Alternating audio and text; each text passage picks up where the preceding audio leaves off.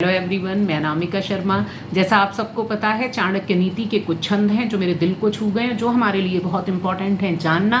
वो छंद मैं आप लोगों के साथ शेयर कर रही हूँ। देखिए, चाणक्य नीति का आज का जो छंद है वो उस समय उन्होंने कुछ नियम निर्धारित किए थे राष्ट्रों और राज्यों की सफलतापूर्वक चलाने के लिए, कि हमारे राष्ट्र राज्य सफलतापूर्वक चलें। तो वो जो नियम थे उस समय उन्होंने लिखे थे, वो आज के टाइम पे भी बिल्कुल सटीक हैं।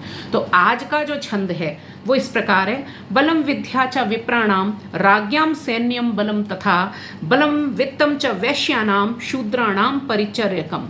हर व्यक्ति को जीने के लिए किसी न किसी बल की आवश्यकता होती ही है।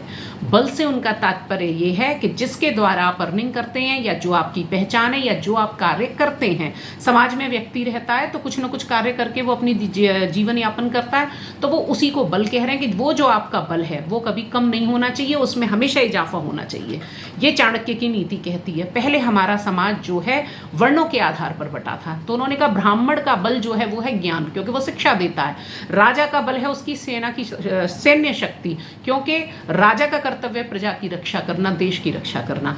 वैश्य का कर्तव्य है व्यापार करना, धन धान्य से भरना, तो उसकी शक्ति धन है। शूद्र का कर्तव्य है कि अपनी सेवा भाव से सामने वाले को जीतना, तो उसका बल उसका सेवा भाव है। तो आज हमारा समाज चाहे वर्णों में नहीं बटा, लेकिन फिर भी कार्यों के द्वारा उसी तरह से विभाजित है। जो जो आप कार्य करते हैं, उन्होंने कहा है जो भी आप कार्य करते हैं उसको अपना बल मानिए, उस बल को आप बढ़ाते रहिए। जैसे कि आज के युग में जो है, जो भी शिक्षा दे रहे हैं वो गुरु हैं, तो उन्हें गुरु का कर्तव्य है कि जहाँ से ज्ञान मिले वो अपने ज्ञान को बढ़ाए।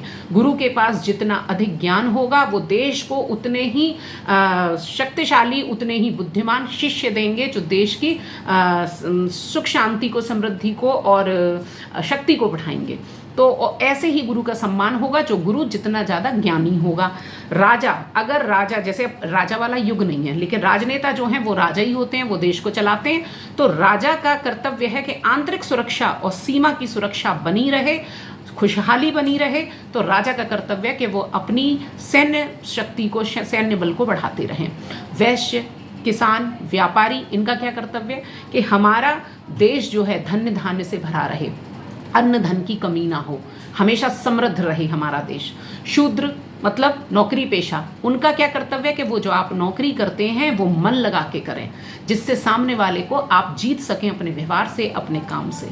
तो जो आपका बल है, जिससे आप अर्निंग करते हैं, या जो आपकी पहचान है, उसे हमेशा बढ़ाते रहें।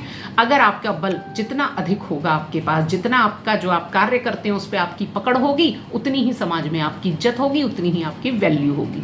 तो देखिए, उस समय लिखा गया इतना प्यारा छंद आज की डेट में भी उतना ही सटीक है। तो ये छंद इस तरीके के हैं कि थोड़ा सा ध्यान से अगर आप इन्हें पढ़ते हैं तो जीवन कहीं ना कहीं सरलतापूर्वक हम जीने लायक होते हैं। तो आज के छंद में इतना ही, फिर मिलते हैं एक नए छंद के साथ। Thank you so much.